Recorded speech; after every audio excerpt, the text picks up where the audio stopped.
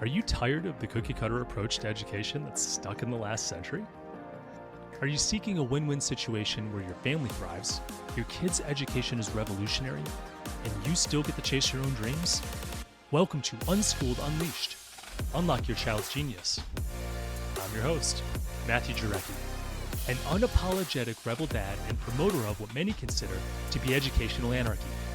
You know the world isn't going to be won by those that just toe the line. It's the innovators, the visionaries, and the resilient spirits that are going to thrive. Our mission here is to forge those world changers within our very homes with less stress, energy, and time. Unschooled Unleashed starts now. Welcome back to another episode of Unschooled Unleashed. I'm your host, Matthew Jarecki, and today we're going to be talking about why unschooling is likely scary for many of you and why those fears are likely misguided. And I think we're just going to cover the fear factor, all the reasons, break it down on exactly what a lot of people are fearful about, and then learn how to counteract those fears. And I'm going to do it in a different way today. I decided to break it down by each of the fears, and then I created a counter argument to those fears, as well as what the truth is about those fears, and then my perspective on it. So that's how we're going to break each one of these down today. So without further ado, let's jump in. The first thing that we often face as unschoolers and even homeschoolers is that there's a lot of societal pressures and norms. And we fear that we're getting, people are judging us and all that. And they probably are, but who cares? Mainstream school is the default, and I argue that a good counter-argument to that is society norms are not always an indicator of what's best for an individual. So just saying everyone else is doing it shouldn't make that the norm. The truth is nonconformity leads to innovation and personalized growth. I know that's been one of my strong points as I've been living my life and looking for unique spins in the on the world. And it's my unconventional upbringing that I think often leads to my unconventional approach towards things and unique perspective. I don't think I would have had that had I not been homeschooled and had some really countercultural parents, to be honest with you. And my perspective is that people look at me like I'm nuts. I'm okay with that. I've been looked at like I was nuts since I was a kid. I find myself doing a lot of explaining to people because they say, what grade are your kids in? And I often forget because we don't really break it down by grade. I'm sure some of you guys can relate. And I say we do a unique form of homeschooling. And if they want to know more, I do a lot of explaining about what unschooling is. And it's the number one reason I made this podcast, because I wanted to refer them over to the podcast to answer a lot of their questions, because it's an hour or two conversation trying to break through all these limiting beliefs that they have, particularly that everyone should be going to school, and how are you going to not miss stuff if you don't have a curriculum. And the truth is, we are going to miss a little bit, but we're also going to get way better in a lot of other areas. We're not going to hate learning at the same time. So, it's give and take, but we do face that pressure. Another reason we have this societal pressure is society leans towards conventional schooling for a couple different reasons. First, there's the historical precedent that it's the tried and true method, and the counter-argument to that. and I laugh at this because the historical precedent that it's a tried and tested method is really kind of funny, because we're getting worse and worse results the more we pile on to school, and it's just like we got to do something different. So the counter-argument is past systems were built for past societies, not for today's fast-changing world. This was the schooling that we in the United States and really the world modeled, was schooling to create passive, less independent thinking industrial workers. That's what it was based on. And the bell rings, you go here, you show up on time, do what you're told, and that's what we have that's the marker of success. The truth really is that past success doesn't guarantee current or future relevance, and I think we've seen that because industrial workers are not the future. And boy, we need to adapt because the world is changing more rapidly than it ever has been, and schooling has not kept up at all. So I really see the only way we can break through this and keep up with the pace of change is have a very flexible and fluid environment. And my perspective is we're failing in the U.S. They keep on saying more schooling, earlier, longer. I think it's just a safety thing that they have. It's, schooling is what they did. It's what their parents did. It's what their parents did. And everyone says we need to continue with this. But the truth is that for generations, we never had any of this type of schooling. Another reason we face anxieties about unschooling is because there's such a bent towards conventional schooling, we fear that we will legally get in trouble. And the truth is you really can. I know I just had a friend move back from Germany, and I know unschooling is illegal there. Homeschooling is illegal there.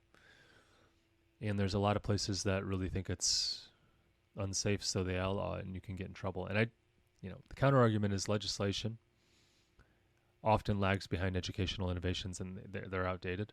So, some places are really behind, but I don't think we should fear it if we know where it's legal, because the truth is laws do change. There are plenty of places that do allow you to unschool, and some have more red tape than others, meaning it's more of a bureaucracy and you just have to check the boxes with your government to be able to do it. But I can speak for the United States. I know there's a lot of variation. It varies by the state. In my state, we just have to notify the superintendent. And we used to have to go through what curriculum we were going to do, and that's hard for an unschooler. But we would jump through the hoops necessary to be able to do that.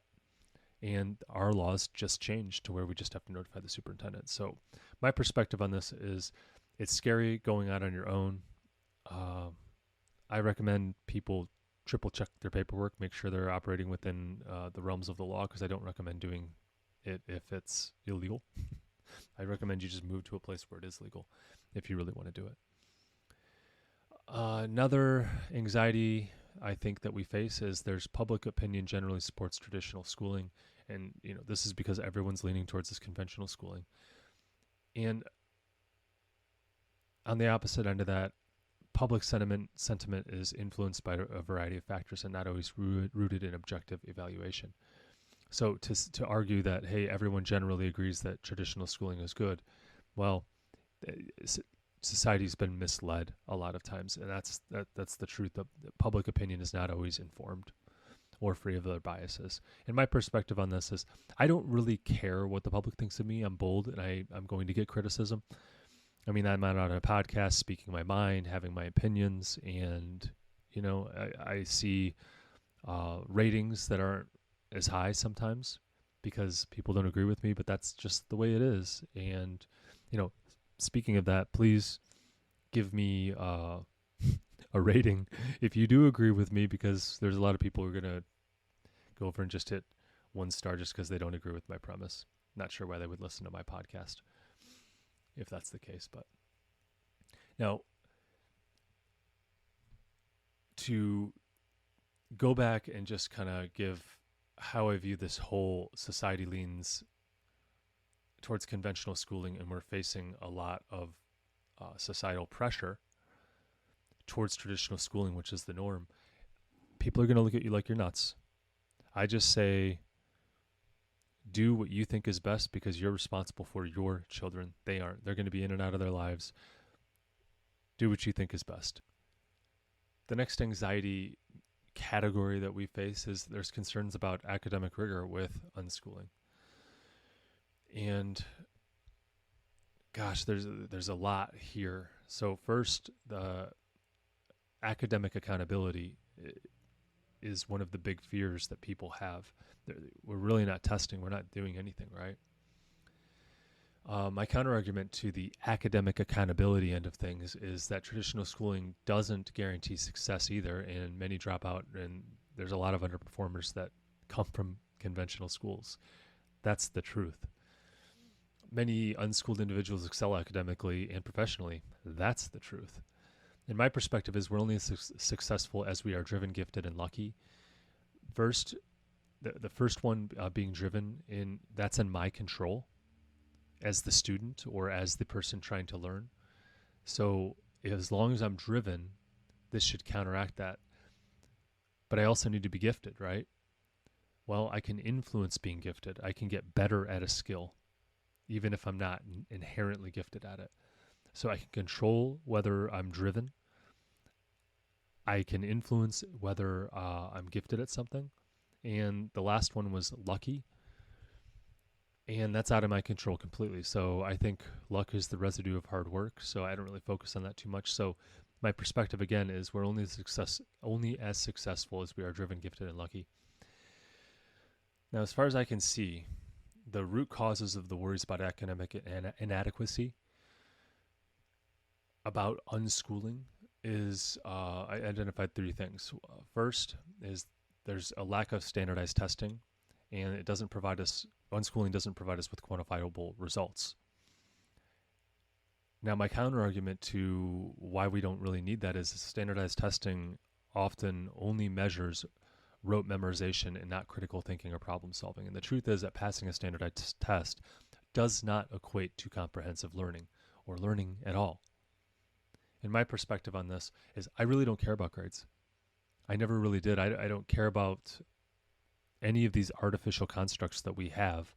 What I care about is results in the real world. So as long as the children are diving into something and getting a result on the other end, like they're getting really good at making movies, or they're getting really good at coding, or they're getting really good at something, and they're able to create, I think that's a very valuable skill, especially in the future. Another worry about academic inadequacy is that causes anxiety is there's an absence of a formal curriculum that can lead to subject gaps. That's what people are worried about. So because there's no curriculum, how do you guarantee they're going to learn what they should be learning? And my counter argument is many curriculums are too rigid and don't allow for individualized learning. And here's some truth. Traditional curriculum often misses important life skills, and it's not adaptable at all, at least in the schools for the most part.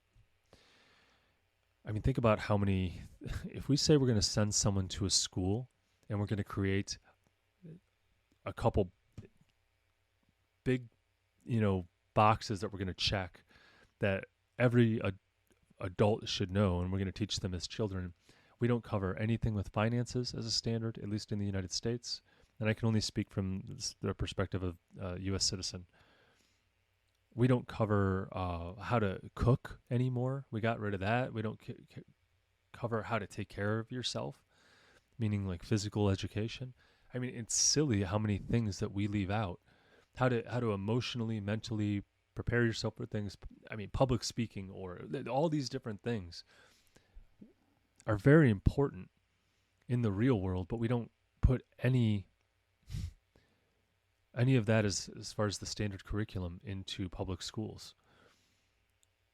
And it blows my mind that we even, how many things are we missing if we send our kid to a public school versus if we unschool them? We'll catch a lot more of the real world stuff. And that's kind of my perspective. In addition, there will be gaps if you do unschool. It's just the way it is. But you as the parent, use your life experience to guide and fill those gaps. Be intentional. Like I talked about in the previous episode, intentional unschooling is kind of pointing where you think it would be helpful for the child to learn a skill. And you're going to point that out, and in the real world go over and say, hey, look, this is where you could use math. This is why it's important. This is why, I don't know, learning how to cook is important. You know what it takes to be an adult in the real world. Some gaps are acceptable to me in addition to that. Like trigonometry. How many people really use trigonometry outside of people who are math majors, physicists, people like with the heavy math? Does the general person need to know it? No, they don't. And that's the truth. I really do believe that's the truth. Now, some of you might be rubbed the wrong way by that, but I'm rubbed the wrong way by that. I want my kids to know trigonometry, but at the expense of what? Hating learning for something that they may never use. It's the truth. How many of you really use that? Almost none. Almost none. But I think it's a good mental exercise, but I'm not going to force them to learn that at the expense of now they hate learning and they're not able to self-teach. I mean, geez, that's not a good trade-off. Next, there's uncertainty. This causes anxiety. Uncertainty about preparing kids for college.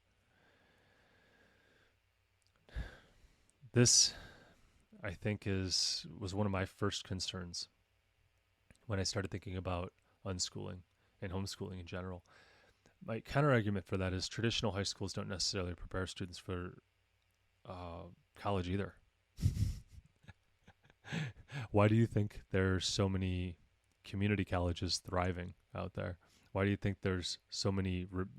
They put you in remedial math, remedial English, which is what you didn't learn in high school, when you get to college in the United States, if you don't test high enough in it, and they'll recommend that. So you're going to learn that stuff in college if you want whatever degree.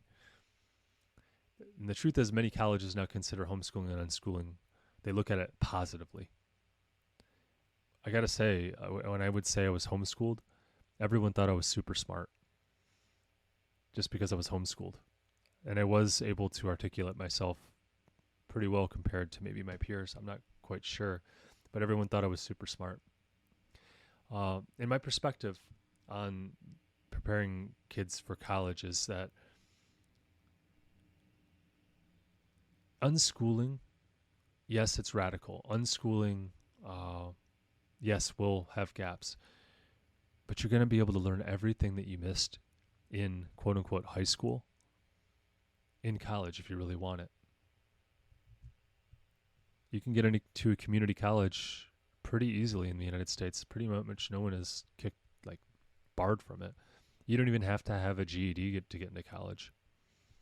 You could just do a standardized test like the ACT or SAT, stuff like that.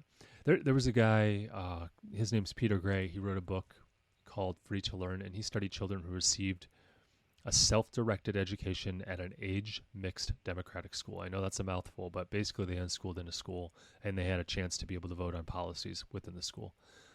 And 83% of those people that he studied, and it was a smaller group, I think it was like 70-something students. But either way, there's really not much research on this. 83% of those that he studied went on to college. They got into college, and this was years ago. Worst case, you just sit for your GED, even though you don't need one to get in. You can do that.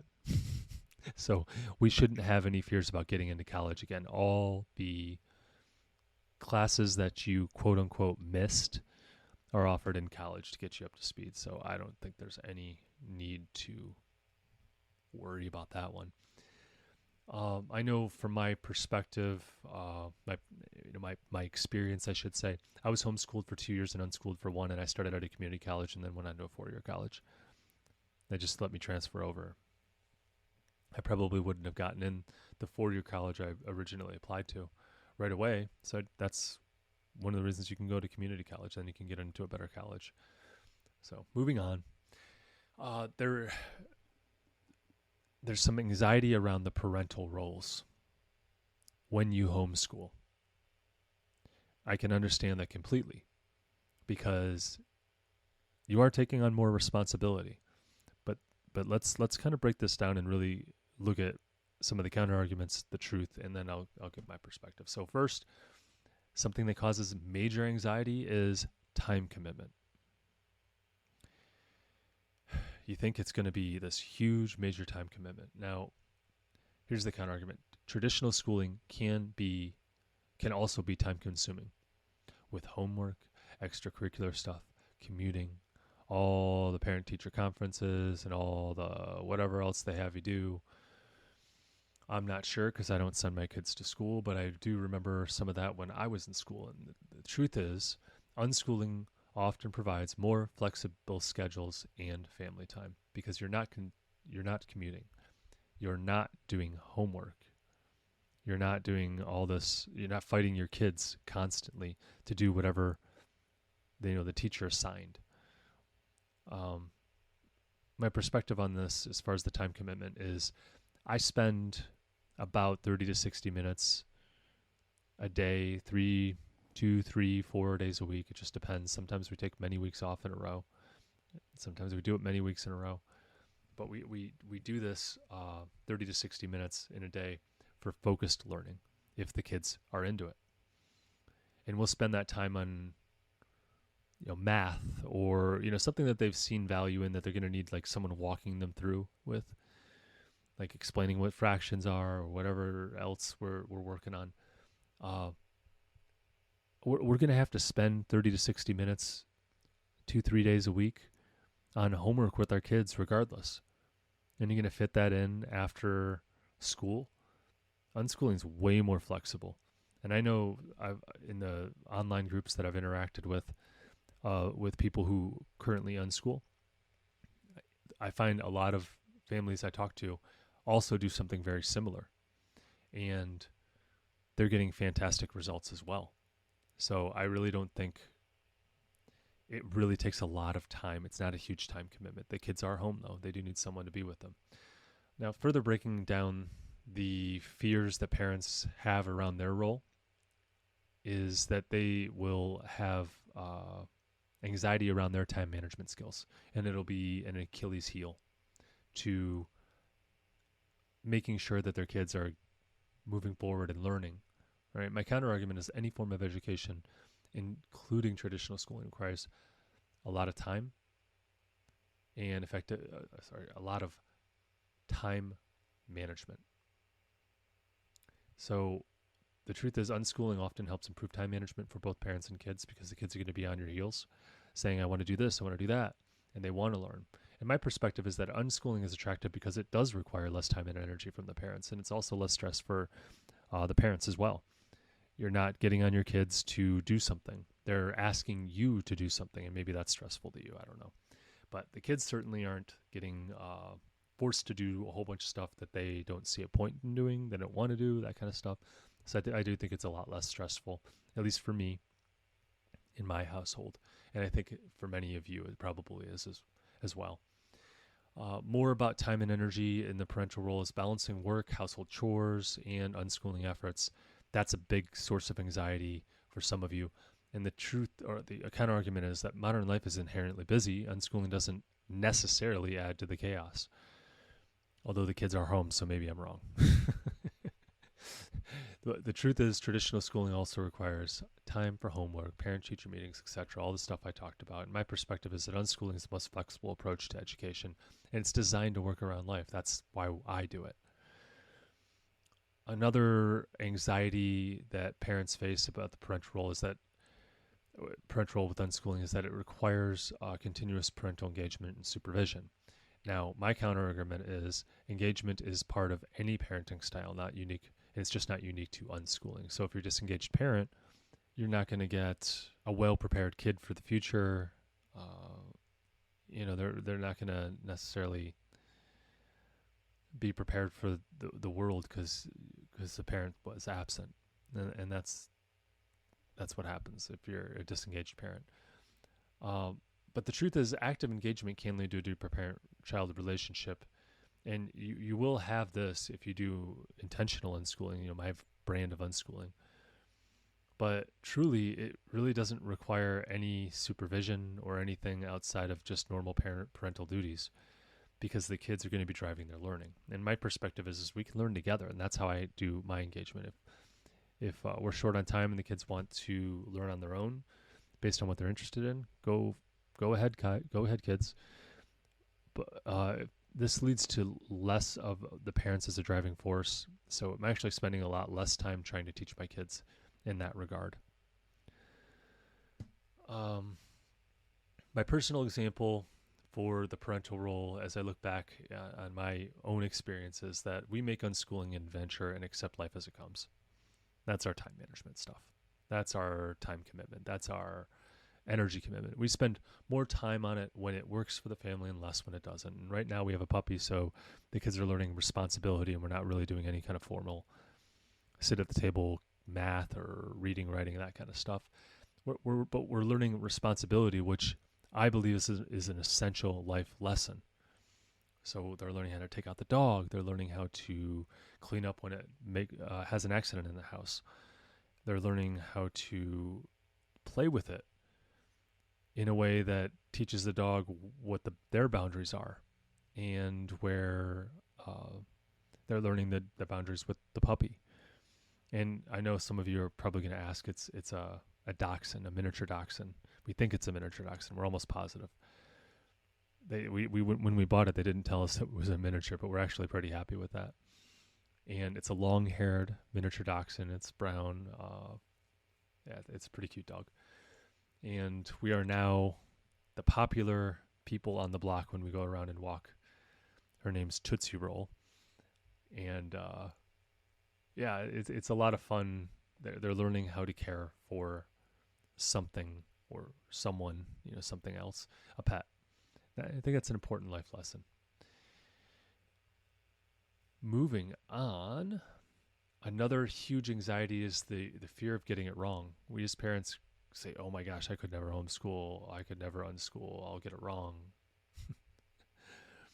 Because they're going to make irreversible mistakes. And my counter argument to that is schools mess up as a standard.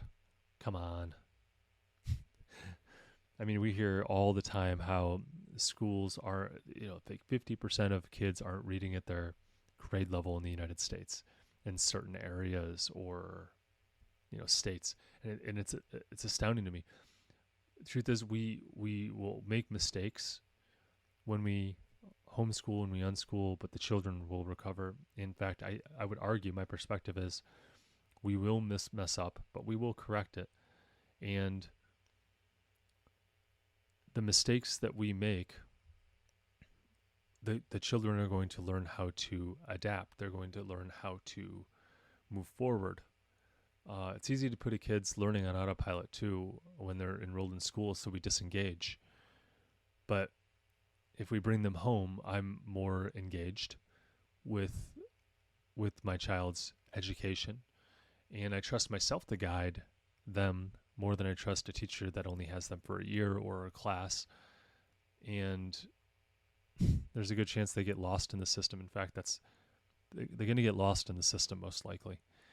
And I'd rather have the pulse on what my child's education is than just put it on autopilot and send them to school and delegate that. Now, again, with unschooling, we really don't have a lot to do. I do intentional unschooling, which means I give a lot of support to my children's learning goals. So that requires some energy, but we can't get that wrong unless you're fighting your kids on learning and making them hate it even more, or maybe doing traditional schooling at home and making them hate it. I think that might have some long-term consequences, but we can always recover. We can always recover because that's what we are as humans. We're resilient. Moving on, under this fear of getting it wrong, we have the fear of possible negative lifelong consequences, and it's putting anxiety in some parents. I identified 3 things that we could break that down into further. Academic failures that hinder future education or career. That's one anxiety that parents face as homeschooling, unschooling. My counter argument is everyone makes mistakes, but they're not necessarily life-defining in a negative way. Right? We can learn lessons from it. And the truth is, learning from failures often sets the foundation for future success. And my perspective is, we are teaching kids how to teach themselves. And we're teaching them how to change quickly when there is a need to change. And this is good because, look at AI. We're going to have to change. The pace of change is accelerating like crazy. So rapid change, we're going to have to get used to, adapt. So we're going to have to teach ourselves and adapt quickly.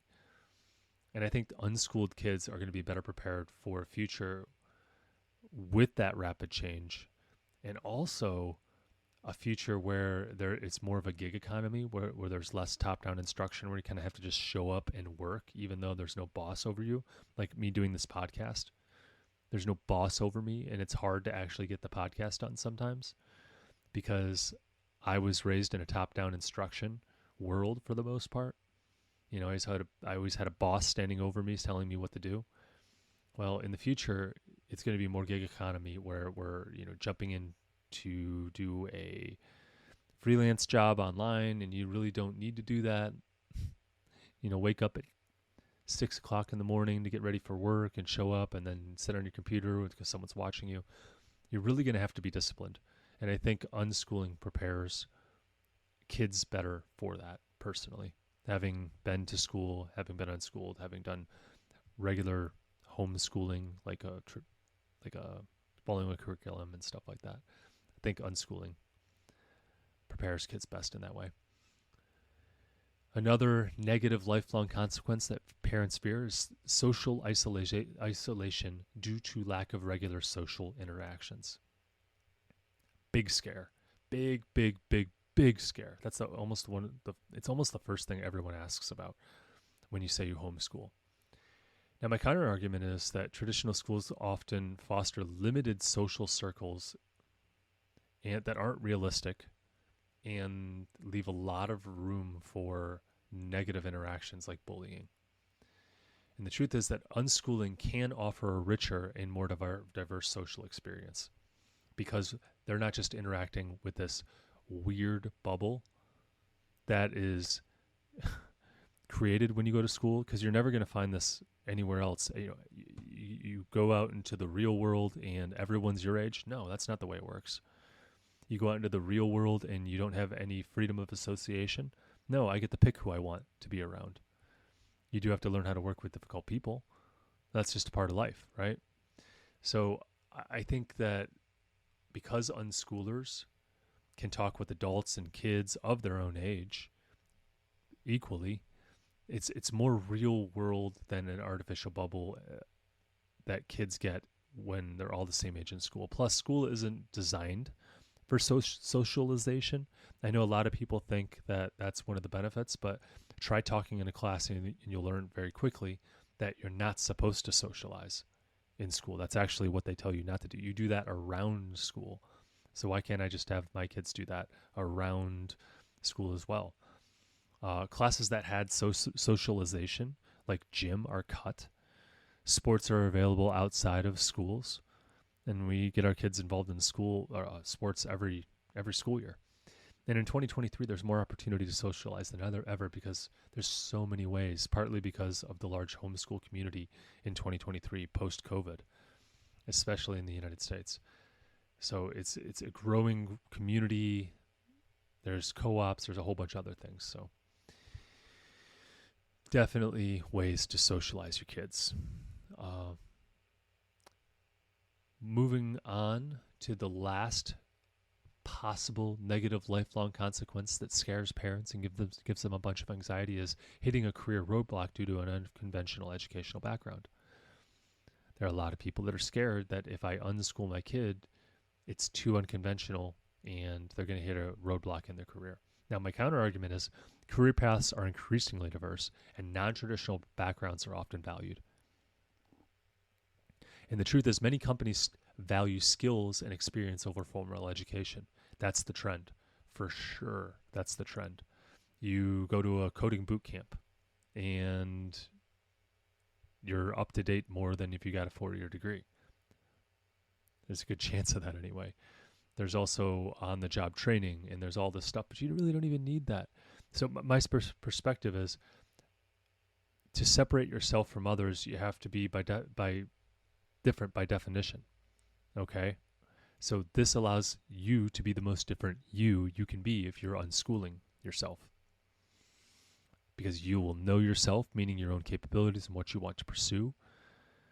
And that's what unschooling does. It clearly unschooling has an advantage in this regard, because when you send your kids to school, you're going to hit a lot of roadblocks because they won't know their self as much as they could.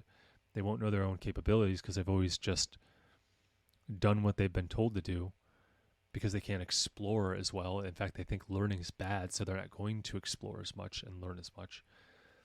I know from my own personal story, the only lifelong consequence I've had because of homeschooling or unschooling or taking an untraditional path with my education is that I'm a weirdo. That's what I call it. I'm just more myself. And I think it's clearly an advantage for me. So I would not be scared about that one at all personally. So that's really the fears that I think most parents have around homeschooling or unschooling their children. Let's talk about how we can counteract those fears. That's what we're going to talk about in this next section. I call it the 10 out of 10 parental support to counteract the fear. So what we want to do is give tools for this unschooling journey. And there's a bunch of different types of tools and resources and structure that you can provide to your children to give them the support they need to thrive.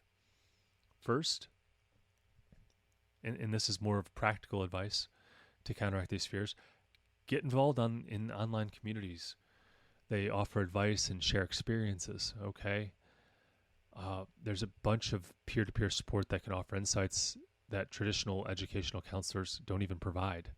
So if you're sending your kid to a school and you're looking for support, then I think the online communities are superior. They have a strong support network. They can help mitigate most of the fears above. And my perspective on this is there's a bunch of Facebook groups that I'm involved with. Mine personally, my Facebook group is called Unschooled Unleashed, Unlock Your Child Genius, and I encourage you all to join. I do interact on there, and I try to answer questions from any members that are in that group.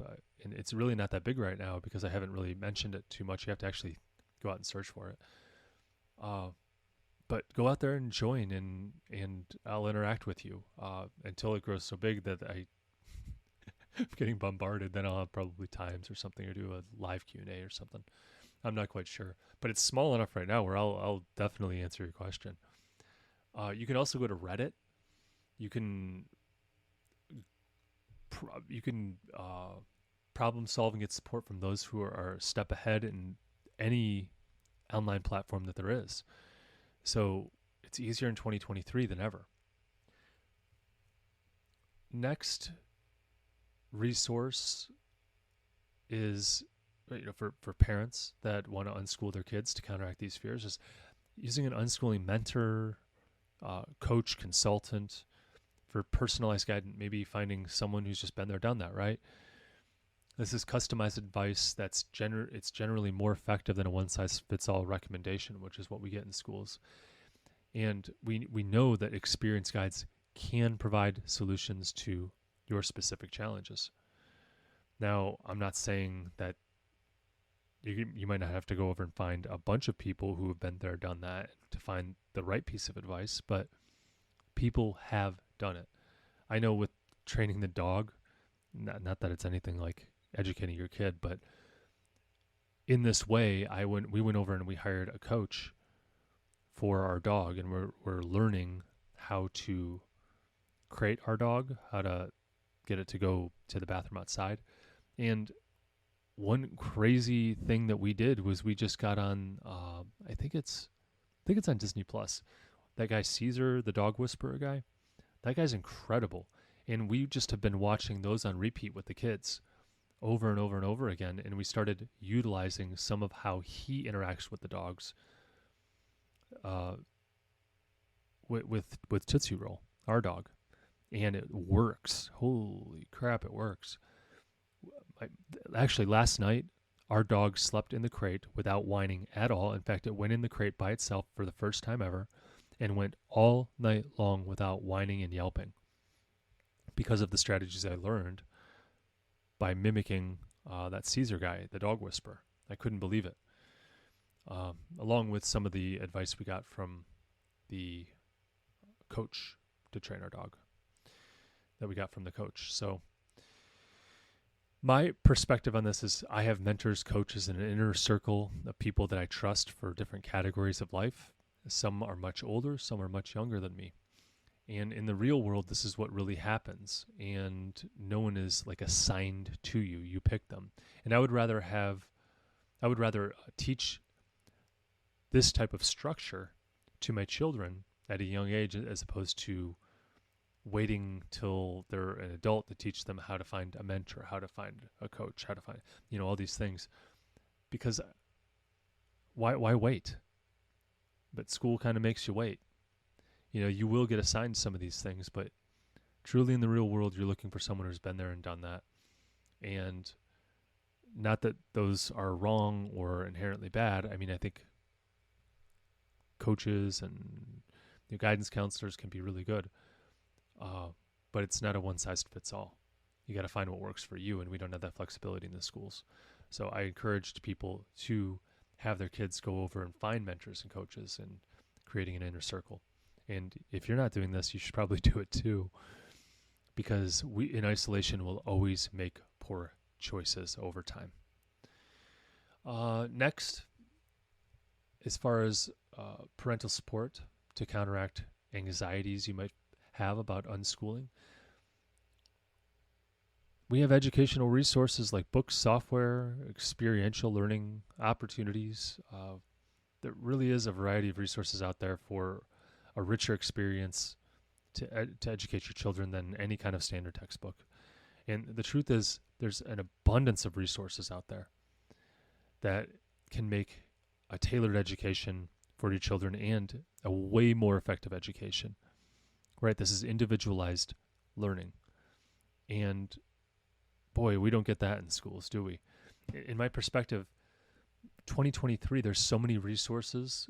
It's more than ever. There's co-ops, internet, apps, courses, all these things. Courses, like, all I have to do is go online and hit play.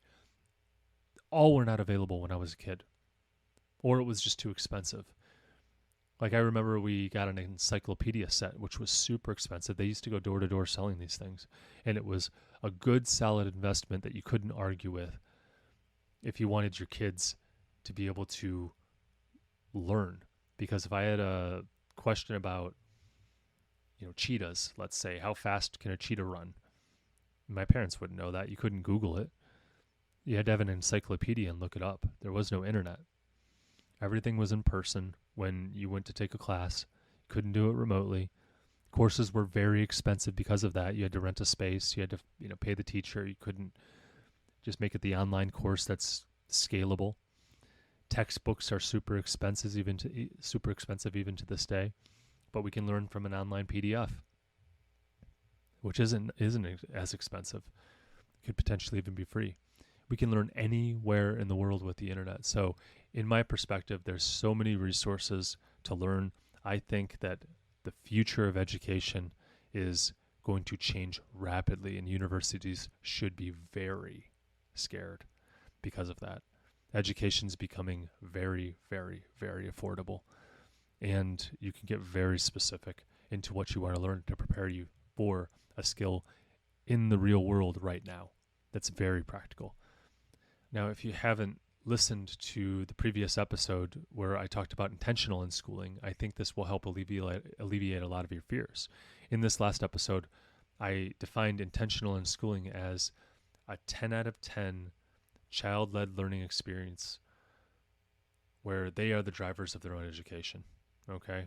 So 10 out of 10, we back off and we do not tell them what to do. It's not top-down instructions. They're the drivers of their education.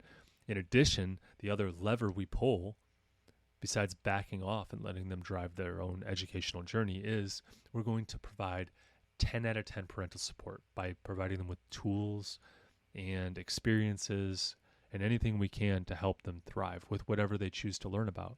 We're also going to give them guidance and kind of steer them in a direction to things that we know are important, not by forcing them, not because we have a curriculum, but because it's valuable in the real world, and we can point it out and say, this is why it is valuable. And you can even do that with calculus, things that you don't think are out there in the regular world.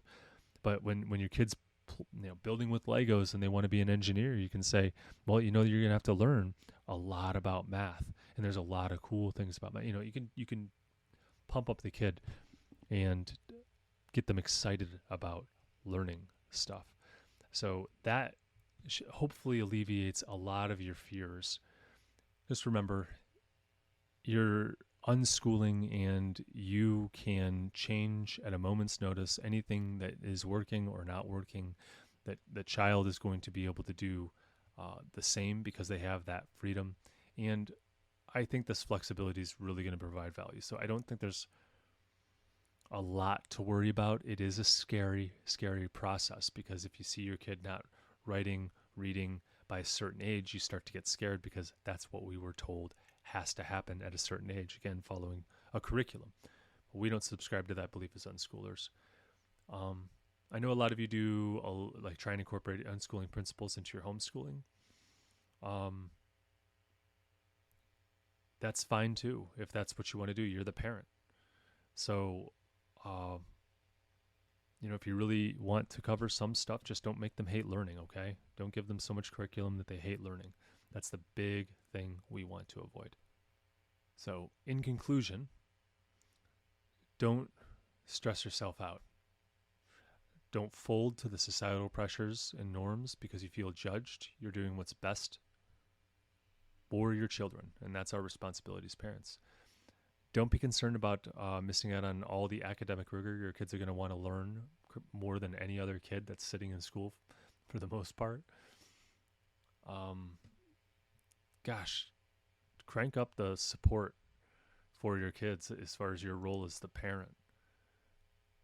Help them thrive. It doesn't take a lot of time. I really, even compared to school, I don't think it takes much more time than even compared to regular school, and it's so much more flexible. So we don't have that fear out there, hopefully, anymore. And you're not going to get it wrong, all right? If you do get something wrong, learn and adjust. That's what you're teaching your kids to do anyway, so we need to do it ourselves. And just remember to crank up the support, because your kids need you. So with that, we'll end this episode, and I encourage you to stay curious, stay unschooled, and stay away from the algebra nightmares. Catch you in the next episode. So here's where we roll up our sleeves and bring out the big guns. If you support our mission, then please leave a review. On Unschooled Unleashed, we are talking about using a radical approach to education in today's world, and the more 5-star reviews we have, the more people will feel comfortable with the ideas, strategies, and principles we discuss. It gives legitimacy to our message, and the podcast's algorithm prioritizes us so we can reach more people. You may even have your 5-star review read on our podcast.